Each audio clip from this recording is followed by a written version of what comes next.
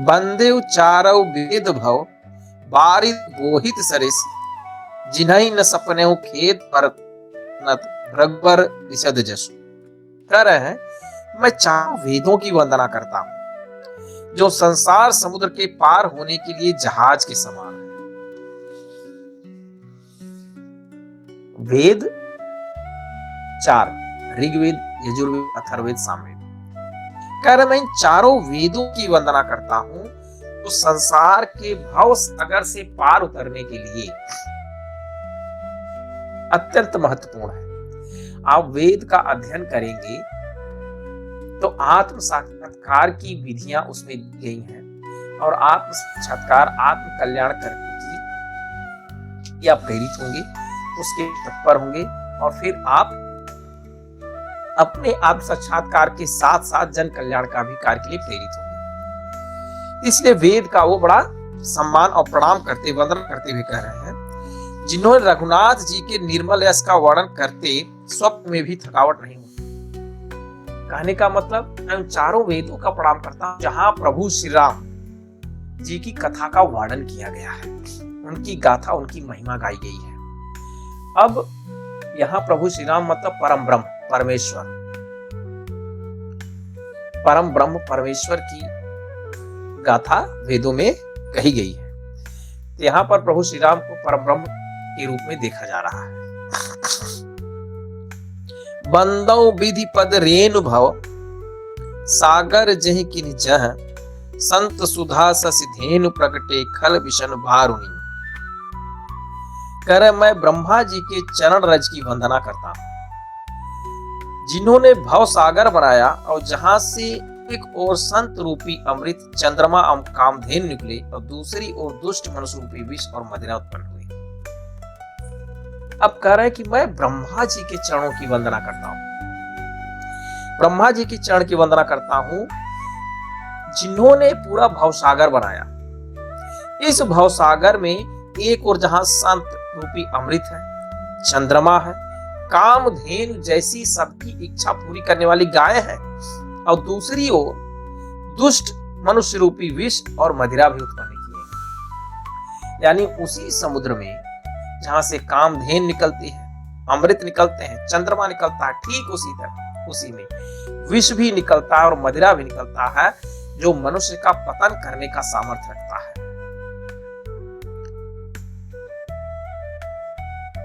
मदिरा मनुष्य के पतन में महत्वपूर्ण भूमिका निभाती है। विबुध विप्र बुध ग्रह चरण बंद कहूं कर जोर होई प्रसन्न पुरवहु सकल मंजु मनोरथ मोर। देवता, ब्राह्मण, पंडित, ग्रह। कह रहे देवता जो देवी देवता है, ब्राह्मण यानी जो ब्रह्म को जानता हो, पंडित विद्वान, ग्रह मतलब नवग्रह, सूर्य, चंद्र, मंगल, बुध, बृहस्पति, शुक्र, शनि, राहु और केतु। इन सभी ग्रहों के चरणों की मैं वंदना करके हाथ जोड़कर कहता हूं कि आप प्रसन्न होकर मेरे सारे सुंदर मनोरथ पूरा करें, कि आप सबके सब प्रसन्न हो और मेरा मनोरथ पूरा करें। मेरा एक ही मनोरथ है कि मैं प्रभु श्री राम जी की कथा का एक रचना करने जा रहा हूं। उस रचना में आप मदद करें ताकि वो रचना अच्छे ढंग से हो सके और विद्वान पुरुष भी उसकी प्रशंसा करें और वो जनमानस में फैले, जन का कल्याण हो, जन जन की जबान पर आ जाए। पुनि बंदौ सारद सुर सरिता जुगल पुनीत मनोहर चरिता मज्जन पान पाप हर एका कहत सुनत हर एक अविवेका। फिर मैं सरस्वती जी और देव नदी गंगा जी की वंदना करता हूं। माता सरस्वती यानी ज्ञान की देवी। मैं माता सरस्वती ज्ञान की देवी और देव नदी गंगा की वंदना करता हूं। दोनों पवित्र और मनोहर चरित्र वाली हैं, दोनों पवित्र हैं और लोगों का जन कल्याण करने वाली हैं। माता सरस्वती एक अज्ञानता का विनाश करती हैं और माता गंगा एक पाप का विनाश करती हैं। यानी एक मनुष्य के पापों को हरने वाली है, एक मनुष्य के अज्ञानता को हरने, उसे ज्ञान की तरफ बढ़ाती है। एक स्नान करने से और एक जल पीने से पापों को हरती है, तो दूसरे गुणयास करने से ज्ञान का नाश होता है। गुर पितु मातु महेश भवानी, प्रणवौ दीन बंधु दिन दानी, सेवक स्वामी सखा सिय पी के, हित निरुपध विधि तुलसी की। कह रहे हैं श्री महेश और मैं पार्वती जी को प्रणाम करता हूं, जो मेरे माता पिता और गुरु के साथ। यहां पर माता पार्वती और भगवान शिव को अपने माता पिता तुल्य कह रहे हैं, कह रहे कि मेरे माता भी हैं, पिता भी हैं और गुरु भी हैं। जो दीन बंधु नित्य ध्यान करने वाले हैं, जो सीतापति श्री रामचंद्र जी के सेवक स्वामी सखा है, मुझ पर तुलसीदास पर कृपा करें। कह रहे हैं कि भगवान शिव हमारे प्रभु श्री राम जी के सेवक भी हैं, स्वामी भी हैं और सखा भी हैं। भगवान शिव प्रभु श्री राम जी की पूजा करते हैं, अब प्रभु श्री राम भगवान शिव की पूजा करते हैं। भगवान शिव जैसा वैष्णव कोई नहीं है और भगवान विष्णु जैसा शैव कोई नहीं है। भगवान विष्णु की आराधना भगवान शिव करते हैं, भगवान शिव की आराधना विष्णु करते हैं। और विष्णु जी के अवतार हैं प्रभु श्री राम जी,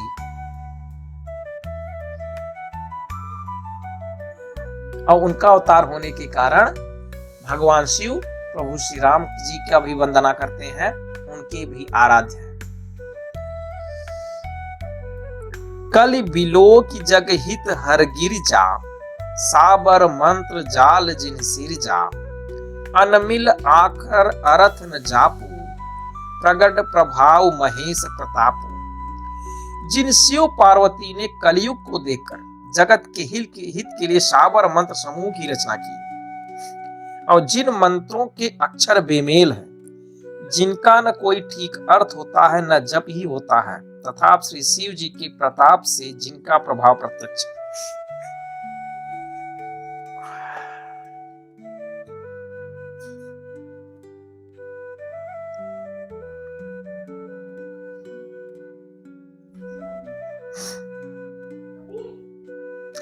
जिन, अब देखिए यहां पर गुरु गोरखनाथ जी को भगवान शिव का अवतार कहते हैं। मंत्र 3 प्रकार के विशेष तौर पे होते हैं: वैदिक मंत्र, तांत्रिक मंत्र, साबर मंत्र। वैदिक मंत्र संस्कृत में होते हैं, तांत्रिक मंत्र में भी संस्कृत में होते हैं, साबर मंत्र गांव की भाषा में होते हैं, जिनका न कोई शब्दों का ठीक ठाक तालमेल होता है न कोई उसका अर्थ निकलता है। लेकिन साबर मंत्र सबसे तीव्र काम करते हैं, वो बहुत ही तुरंत के तुरंत काम करते हैं, समस्या का निदान तुरंत का तुरंत करते हैं, मतलब मिनटों के अंदर करते हैं। सो कह रहे हैं भगवान शिव और माता पार्वती ने कलयुग में क्या किया, जगत के हित के लिए साबर मंत्र रूपी समूह की रचना की। गुरु गोरखनाथ जी के रूप में जब वो जन्म लिए, कहा था कि वो भगवान शिव के अवतार हैं, और उन्होंने आए साबर मंत्र की रचना की ताकि जनमानस में फैल सके, क्योंकि सारी की सारी जनता संस्कृत में मंत्र का जप नहीं कर सकती। हर कोई संस्कृत में मंत्र का जप नहीं कर सकता, तो ऐसे मंत्र चाहिए था जो तुरंत का तुरंत काम करे, गांव की भाषा में हो। तो उन्होंने साबर मंत्र की रचना की। सो उमेश मोहि पर अनुकूला, करहि कथा मुद मंगल मूला, सुमिर शिवा शिव पाई पसाऊ, वर्ण राम चरित चित चाऊ। करे कि वो शिव जी मुझ पर प्रसन्न होकर इस कथा को आनंद और मंगल की मूल बनाएंगे। इस प्रकार पार्वती जी और शिव जी की दोनों का स्मरण करके उनका प्रसाद पाकर मैं ताव भरे चित्त से श्री रामचंद्र को वर्णन करता हूं। कर माता पार्वती भगवान शिव ने ही जनता का कल्याण करने के लिए साबरमती की रचना की और सारे के सारे तंत्र मंत्र तांत्रिक मंत्र माता भगवती दुर्गा और प्रभु शिव भगवान शंकर और माता भागवती पार्वती से ही उत्पन्न हुआ है सारा। नव दुर्गा 10 महाविद्याएं सारा माता भगवती का शक्ति। जब आप दोनों लोगों ने जनता की कल्याण के लिए साबर मंत्र की रचना की तो मेरे भी कल्याण करके मुझे आशीर्वाद दीजिए और मेरी इस रचना को मंगलमय बनाएंगे। अब मैं आपके ही आशीर्वाद से, आपकी कृपा से प्रभु श्री राम जी के चरित्र का वर्णन करने जा रहा हूं। भनति मोर शिव कृपा भाति सस समाज मिल मनहु सुमति जे ही कथई स्नेह समिता कहिहै सुनिहै मुझ सचेता होइहै राम चरण अनुरागी कलिमल रहित सुमंगल भागी। कह रहे हैं कि मेरी कविता श्री शिव जी की कृपा से ऐसी सुशोभित होगी जैसा तारा गणों सहित चंद्रमा के साथ रात्र शोभित होती है। जो इस कथा को प्रेम सहित और सावधानी के साथ समझ बूझ कर कहेंगे सुनेंगे वे कलयुग के पापों से रहित और सुंदर कल्याण के भागी होकर श्री राम जी के चरणों के प्रेमी बन जाएंगे। कह रहे हैं कि प्रभु शिव और माता पार्वती के आशीर्वाद से मेरी रचना इतना सुशोभित होगी, इतना प्रसिद्धि होगी, पूरे विश्व में इतना फैलेगी और इतना सुंदर सुशोभित होगी कि जिस तरीके से आसमान में चंद्रमा और तारागणों के साथ पूरा आकाश सुशोभित होता है। अगर आसमान में बादल हो और चंद्रमा दिखता तो आसमान सुशोभित नहीं होता, आसमान सुंदर नहीं लगता। आसमान सुंदर तभी लगता है जब आसमान में बादल ना हो, तारागण भी दिखाई दे रहे हैं और चंद्रमा भी एक साथ दिखाई दे रहा हो, तभी आसमान सुंदर लगता है। कि आसमान की तरह इस तरह सुशोभित मेरी रचना भी उसे सुंदर होगी और मेरी इस रचना को जो प्रेम सहित भाव पूर्वक प्रभु श्री राम के चरणों के प्रति प्रेम पूर्वक जो इस कथा को कहेंगे सुनेंगे गाएंगे वो पापों से मुक्त होंगे और सुंदर कल्याण के भागी होकर श्री रामचंद्र जी के चरणों का प्रेमी बन जाएंगे।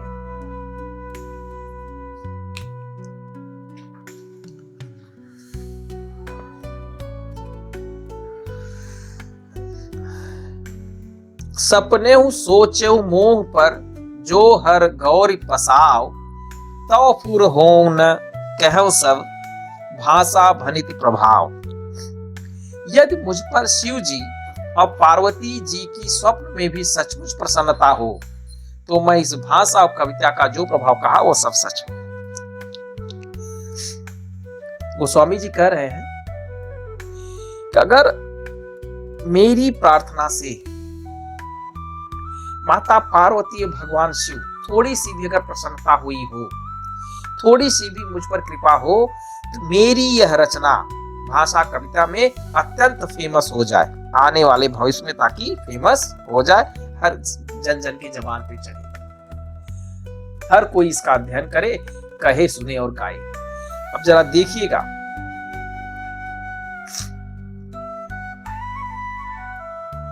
गोस्वामी जी का जन्म अकबर के समय में हुआ था। उस समय उन्होंने श्री रामचरितमानस की रचना की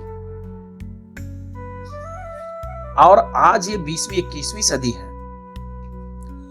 इसमें इनकी रचना इतनी फेमस हुई है कि हर जनमानस की जबान पर है, हर कोई गा रहा है। मैं यहाँ घर में बैठकर गा रहा हूं और आप सुन रहे हैं। अर्थात उनकी प्रार्थना से भगवान शिव और माता पार्वती अवश्य प्रसन्न हुए थे।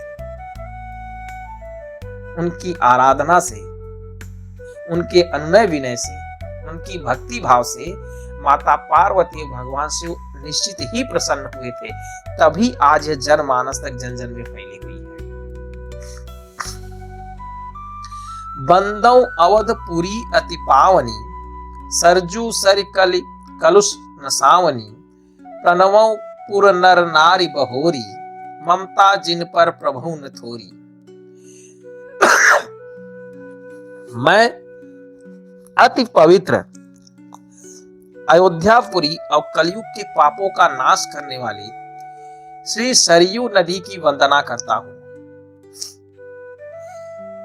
फिर अवधपुरी के उन नर नारियों को प्रणाम करता हूं जिन पर प्रभु श्री राम की ममता बहुत अधिक है, अर्थात थोड़ी नहीं है, बहुत अधिक है। कह रहे हैं कि मैं अयोध्यापुरी और कलयुग के पापों को नाश करने वाली सरयू नदी को प्रणाम करता हूं। स्वामी जी कह रहे हैं कि अयोध्या में भी हमारे प्रभु श्री राम जी ने अवतार लिया था। अयोध्या में ही हमारे प्रभु श्री राम ने अवतार लिया था। मैं उस अयोध्यापुरी को प्रणाम करता हूं और उस सरयू नदी में प्रणाम करता हूं जहां पर हमारे प्रभु श्री ने कभी स्नान किया था। मैं सरयू नदी को प्रणाम करता हूं और अयोध्या के उन सभी नर नारियों को मैं प्रणाम करता हूं जो कभी न किसी समय हमारे प्रभु श्री राम जी की प्रजा रहे हैं और जब हर राजा वो आदर्श राजा हुए, प्रभु श्री राम आदर्श राजा हैं वो, उन्होंने ही, और आदर्श राजा की प्रजा जो उनके बच्चे के समान होते हैं, वो अत्यंत प्रेम होता है। तो उस जनता को, उस नर नारी को मैं प्रणाम करता हूं जिनसे प्रभु श्री राम अत्यंत प्रेम करते हैं। सिय निंदक अघ ओघ नसाए, लोक बसोक विशोक बनाई बसाए, बंदौ कौशल्या दिसि प्राची, कीरति जासु सकल जगर माची।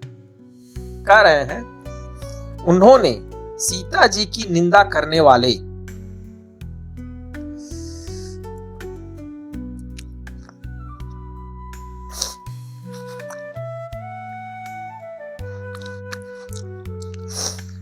यहां पर प्रभु श्री राम जी के दया का वर्णन करते हुए गोस्वामी जी कह रहे हैं कि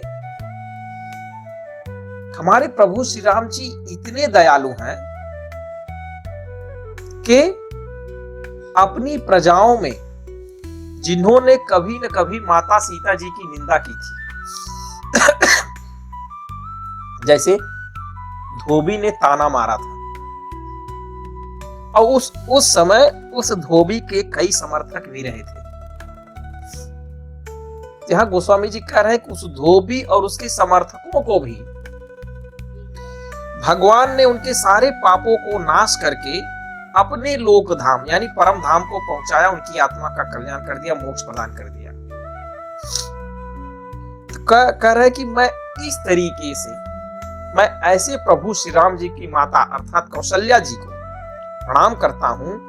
कौशल्या माता उस पूर्व दिशा के सूर्य की तरह है जो धरती पर अंधकार का विनाश करता है। उसी तरीके से माता कौशल्या मुझ पर कृपा करे, मैं उनकी वंदना करता हूं जिनकी कीर्ति प्रभु पूरे संसार में फैली हुई है। प्रगटेउ जह रघुपति शशि चारु, विश्व सुखद खल कमल तुषारु, दशरथ राव सहित सब रानी, सुकृत सुमंगल मूर्ति मानी, करौ प्रणाम करम मन बानी, करौ कृपा सुत सेवक जानी, जिन्हई बिरचि बड़ भयउ विधाता, महिमा अवधि राम मितु माता। कह रहे हैं कौशल्या रूपी पूर्व दिशा से विश्व को सुख देने वाले और दुष्ट रूपी कमलों के लिए पाले के समान श्री रामचंद्र जी सुंदर चंद्रमा प्रकट किए हुए हैं। सब रानियों सहित राजा दशरथ को पूर्ण और सुंदर कल्याण की मूर्ति मानकर मैं मन, वचन और कर्म से प्रणाम करता हूं। उनके पुत्रों का सेवक जानकर वे मुझ पर कृपा करें। जिनको रचकर ब्रह्मा जी ने बड़ाई पाई और श्री राम जी के माता पिता होने के कारण महिमा की सीमा है। कह रहे हैं यहां पर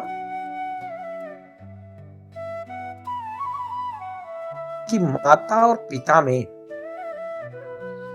माता ज्यादा श्रेष्ठ मानी जाती है। तो इसीलिए यहाँ प्रभु की माता कौशल्या को दिशाओं में पूरब की तरह दिया है। गोस्वामी जी ने कहा जैसे सारे दिशाओं में पूर्व दिशा श्रेष्ठ मानी जाती है। क्यों? क्यों पूर्व दिशा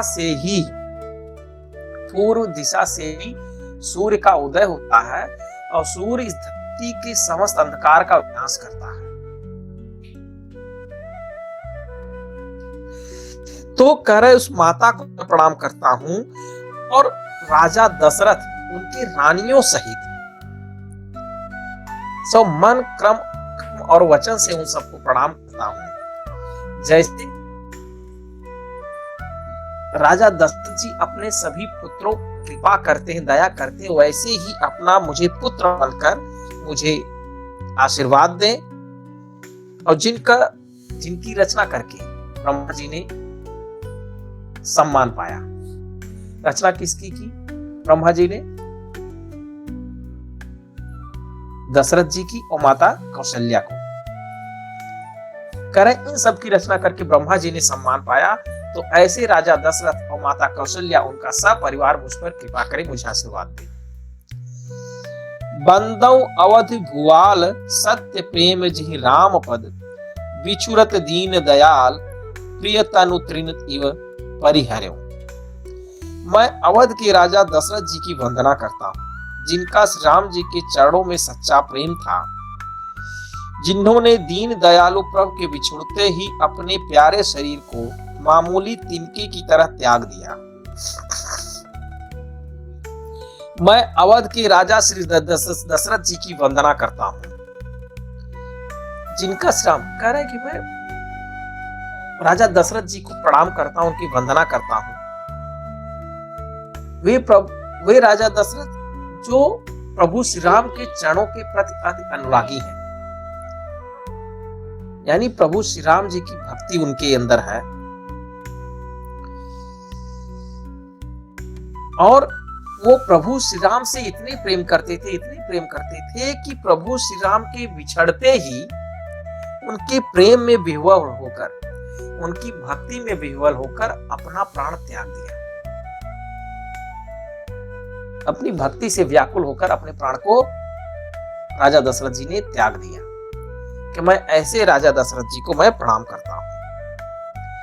प्रणवो परिजन सहित विदेहु जाहि राम पद गूढ़ सनेहु जोग भोग मह राखेउ गोई राम बिलोकत प्रगटेउ सोई। कह रहे हैं मैं परिवार सहित राजा जनक जी को प्रणाम करता हूं, जिनका श्री राम जी के चरणों में गूढ़ प्रेम था, जिसको उन्होंने योग और भोग में छिपा रखा था, परंतु राम जी को देखते हुए प्रकट हो गया। यहाँ पर माता सीता के पिता श्री जनक जी को प्रणाम कर रहे हैं और श्री जनक के बारे में कहा जाता है कि परम योगी थे। वो परम योगी थे, वो अष्टावक्र जी के शिष्य थे। और अष्टावक्र जी ने उन्हें आज्ञा दिया था कि आप योग करते हुए इस राज्य को चाहिए। जब अष्टावक्र जी ने ज्ञान दिया जनक जी को, तो जनक जी ने कहा कि अब मैं इसका अभ्यास करके भगवान का ध्यान करने, भजन करने, जप करने मैं जंगल जाऊंगा। तो उन्होंने कहा कि नहीं, इस राज्य को एक बहुत ही कुशल राजा की आवश्यकता है। इस राज्य का भोग करते हुए आप भगवान का ध्यान कीजिए, भजन कीजिए, सुमिरन कीजिए। तो उन्होंने अष्टावक्र जी की आज्ञा का पालन करने के लिए, आज्ञा के कारण उस राज्य का भोग करते हुए योग किए थे। उनको जीवनचर्या देखकर शायद कोई समझ पाता कितने परम योगी होंगे, लेकिन प्रभु श्री राम का दर्शन करते ही प्रभु श्री राम के चरणों के प्रति अपने प्रेम को छुपा नहीं पाए, उनका प्रेम प्रकट हो गया। ऐसे राजा जनक को मैं प्रणाम करता हूं।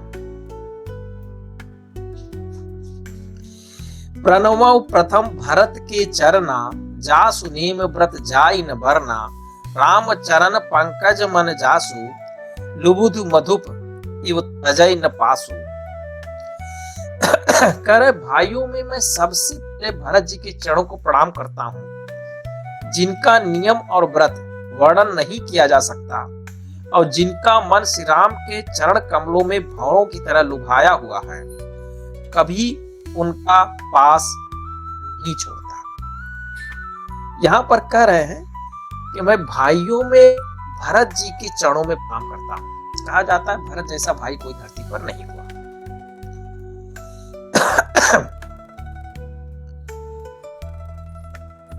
कह रहे कि प्रभु भगवान भरत का प्रभु श्री राम के चरणों में इतना अगाध प्रेम है कि जैसे कोई भंवरा किसी फूल को नहीं छोड़ता, उसी प्रकार से भरत जी का चित्त, उनका मन प्रभु श्री राम के चरणों में संवेदन, कभी प्रभु श्री राम के चरणों की याद को वो नहीं छोड़ता।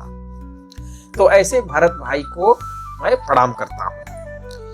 बंदौ लक्ष्मण पद जल जाता, शीतल सुभग भगत सुखदाता, रघुपति कीरत विमल पताका, दंड सब भय जस जाका।